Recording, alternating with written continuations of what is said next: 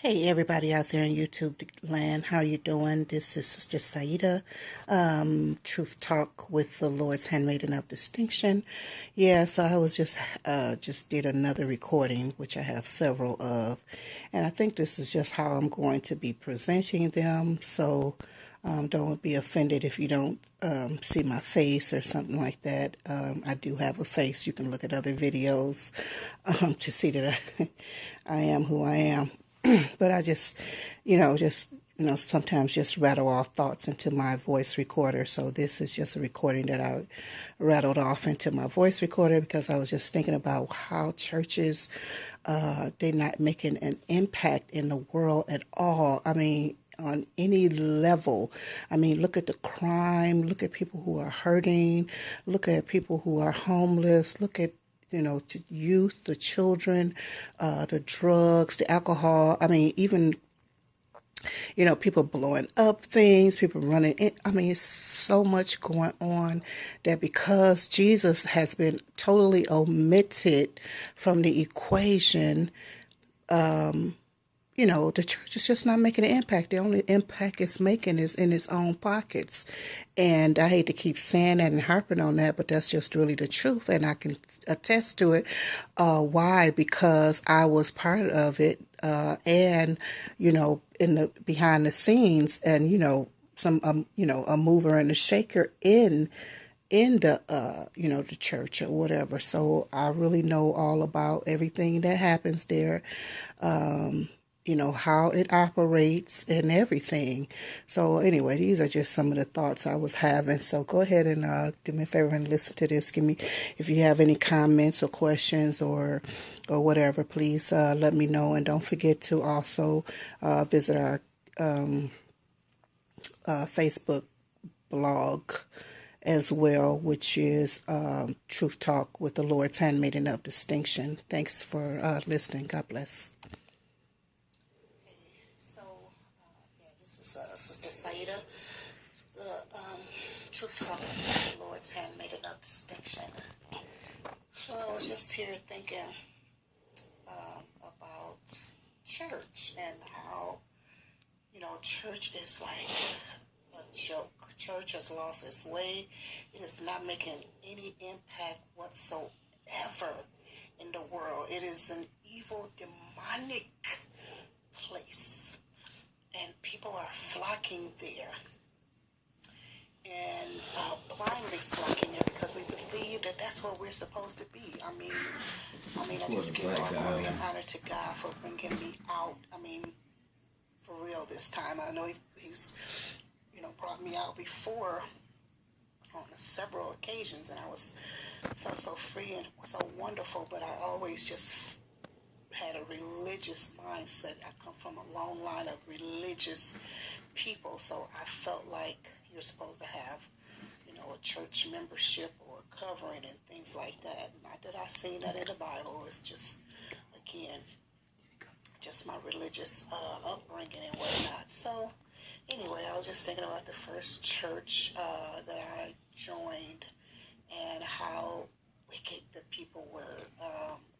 Like the choir mistress, how wicked she was, how she always bucked against the pastor, not in a pastor prophetic way or prophet way, just wicked, like what do you call it? Non-submissive, and whatnot. It was just so much going on in there. It was just really crazy. But the second place that I went to after I left there, man, it was really a crazy place. I mean, there was people, all the people were sleeping with each other. All the people from choir were sleeping with the musicians. And then, it was just, even the pastor, I forgot to mention in that part, that's what I meant to say.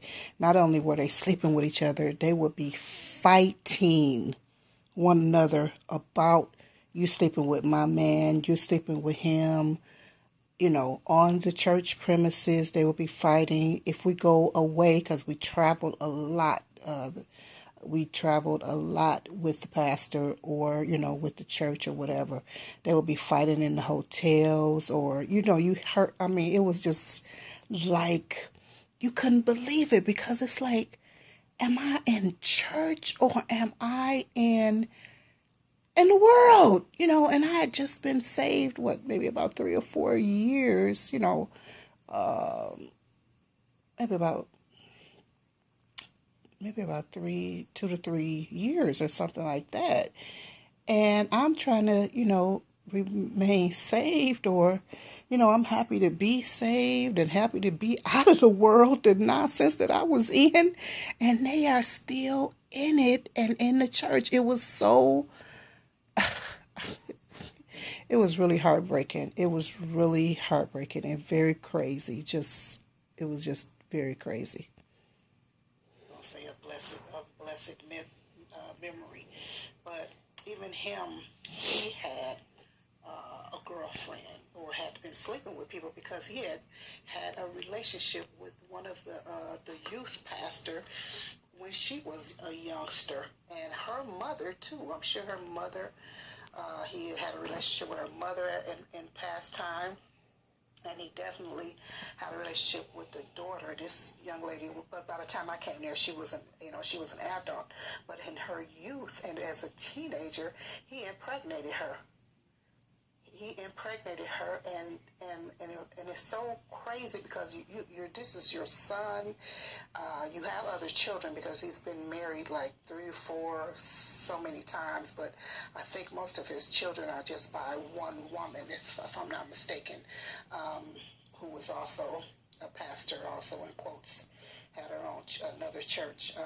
They were divorced, so like I said, he had been married on several occasions. So anyway, getting back, so he had like, how many children do he have? Like 2 sons and 1 daughter, if I'm not mistaken. Yeah. So, and the son and the two, well, one son and one of the daughters, they were around the church. And of course, they were acknowledged as his children, but that one that was by that young lady, that child was never acknowledged. I mean, I don't know what they did behind the scenes, but it was never acknowledged in the church, of course. And that was so wicked because now look at this child. Does he even know who his father is? Because I don't know if he knows or if he knew at that time. Because these things were just becoming a revelation to me. Just coming to me. I was not seeking this information. It was just coming out. But, on a couple of occasions, because of child support or because of him not adhering to his child support, whatever you call it, what do you call this? The child support, his maintenance fee, whatever you call it. The police had come there to the church at least twice, as far as I remember, and arrested him and put him in jail because he was late on his child support, and that is so crazy. A whole pastor, and this man, he's well known. He was very well known because he also had he was also a celebrity celebrity radio host of a little black. A little gospel radio station. So everybody knew him. Everybody knew him. Not just from that, but everybody knew him just because, he was charismatic. So everybody knew him and, loved him or whatever. So so he got arrested. I didn't witness these things. Like I said, a lot of these things, I just remember something else about him because this was like the second church, the other church that he was in maybe about 15 years prior to this particular church, was a church that he did not, but that he was in, something happened there that he had to leave town on, and that might have been him impregnating the girl at that point. That might have been what happened? Some scandal happened, which caused him to leave town. I think he went to Carolinas somewhere, but anyway, he came back and he got together with one of the trustees of that particular church that they were all in together, and they founded this church that I was a part of. So, yeah, I just remembered that he had left because of some scandal. And that scandal might have actually been him impregnating that young girl. So that's probably what happened, among other things. Sorry, I'll be breaking in every now and again as I think about things. The Lord brought them to me. I mean, it's the information, but I never really seen a lot of it, but it was crazy. I mean, people would tell me so many things. I mean, even the women in question, because she had one sister, and one sister lived upstairs, one lived downstairs. And him, the pastor, and one of his pastors that was under him, one of his assistant pastors, would visit the house. One would go upstairs and one would go downstairs. I mean, it was just so, man, the stuff that has happened, that I've seen in church is just crazy. And it's so crazy. And that is just another reason why I left the institution called church. And it's really not, it's an institution, but it is demonic. Totally demonic. It's a witch's coven. Churches and church situations and experiences that I've had, because I've always been,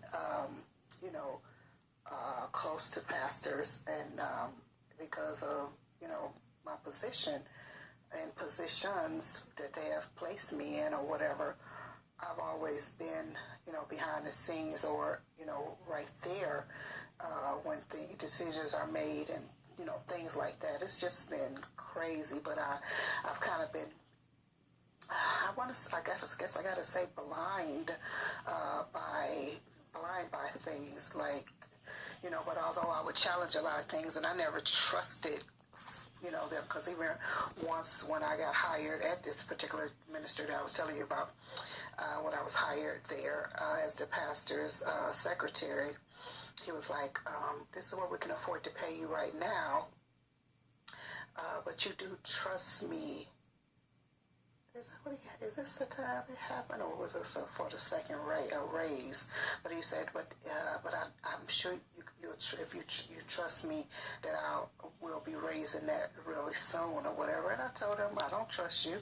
I said, I don't trust man, I trust God. Oh, you should have seen the look. And he felt uncomfortable. I didn't feel uncomfortable because I did not. Oh my goodness, I was, especially in those beginning days, so faithful to God and so fired up for him. And I did not trust man. I did not put my trust in man. Jesus said he trusts no man. So what do I look like running around trusting man? So, yeah, but I'll share other stories as time goes on. But my goal, my point is to, or the objective is to, so that you'll open your eyes and see things and get out of there.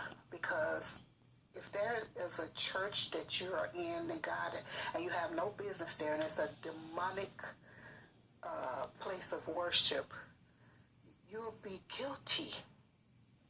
You will be also guilty, because you are there. So I want you to get out of there. Get your freedom. Get your freedom. I mean, I'm so happy to be free of not having to go to these demonic storehouses again, But anyway, I pray that you'll be blessed. Pray that you'll be blessed by this recording. I just pray that you'll be blessed by this recording, that your eyes will open and that you'll be free, because so many things are going on. And just one person just the other day, I know I'm all over the place, but she was saying that, I put on on my Facebook page that I know that people want. I know you want your relatives, your unsaved relatives, to receive salvation. But it's not. I said, but I said, but it's not always going to happen. Some people are just unfortunately, they're going to perish. And this, I got on my web on there and responded by saying, I pray. Oh, I said, but what I said was, if you are praying against their will, it is witchcraft. That's what I was saying. Something about praying against people's will, that's witchcraft. And somebody got on there to make a correction. I pray for my unsaved loved ones because it's the will of God that they be saved. It's not witchcraft or whatever. I responded by saying it is God's will that all will be saved. That is true. But if you're praying against the will of that particular person, that is witchcraft. If that's not their will to be saved, then your prayer needs to change. Your prayer request needs to change, because you have to be very, very careful. See, we're too emotional about things instead of being a little bit more spiritual and connecting in the spirit on how to pray. You have to ask for wisdom. He said, if you lack wisdom, you can ask for it and he will give it to you unupbraideth not. So, it's just good to pray about how to pray for. It's good to ask the Spirit of God, how do you pray about these matters? Because to pray that somebody, that their will be changed, that they come to you, or whatever the nonsense that we do pray, we have to be careful, because we pray nonsense prayers. We pray prayers. Selfish prayers. That's what I wanted to say. Or, what do you call it? Selfish. I can't think of the word. I'm sorry. But we pray wrongly. We pray wrong, okay? And we have to be careful how we pray. So anyway, I know I've jumped all over the place, and I'm not sure if this recording will go up like this, or I'll re-record it, but I prefer just giving it to you just the raw and real Truth Talk way, the way that I am recording them. You just hear the real, raw, whatever. So I think this is how I'm going to be recording them. But anyway, I just pray that you do come out of that church. Bring your family out. I pray that you'll stop tithing to the churches. You can give. If there's a place that you are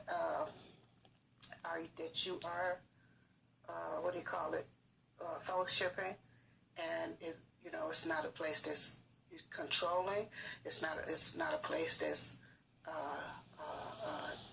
begging for money and tithes all the time.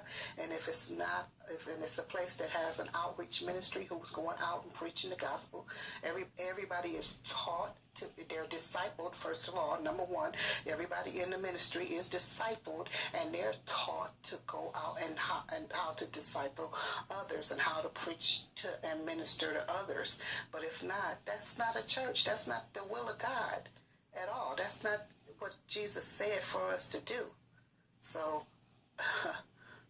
if you're somewhere that that's doing the right thing, was within those four Gospels, Matthew, Mark, Luke, and John, in the red letters, what Jesus commanded and commissioned to do, then that's one thing. But if not, get out. Get out of there, because you are guilty.